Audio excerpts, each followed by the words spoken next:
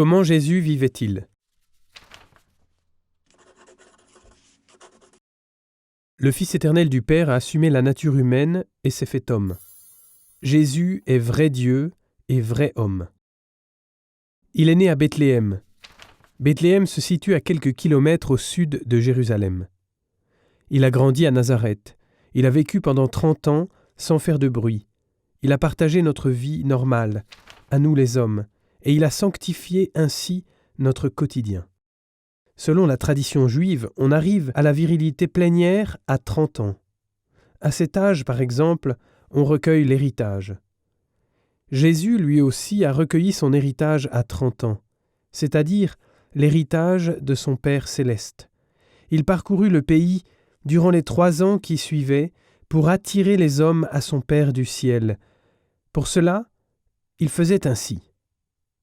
D'abord, Jésus a prêché aux gens. Il leur a raconté des paraboles sur Dieu. Les paraboles ont été simples et en même temps mémorisables. Cependant, elles avaient quelque chose de particulier, car Jésus ne parlait pas de Dieu, mais c'est Dieu lui-même qui, en Jésus, nous parlait. Ensuite, Jésus a expulsé les démons. Il a libéré les hommes des puissances du mal, aussi et surtout en pardonnant les péchés. Troisièmement, Jésus donnait comme preuve de l'authenticité de son message des miracles, et il a révélé aux hommes ce qu'il était vraiment. Beaucoup de gens trouvaient cela génial, mais pas tous. Quelques-uns craignaient pour leur influence. Il y en avait qui se sentaient vexés par ce qu'il disait.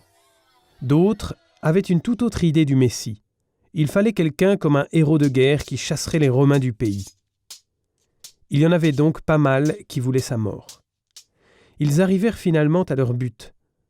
Jésus a été condamné à mort et exécuté par les instances officielles des Romains.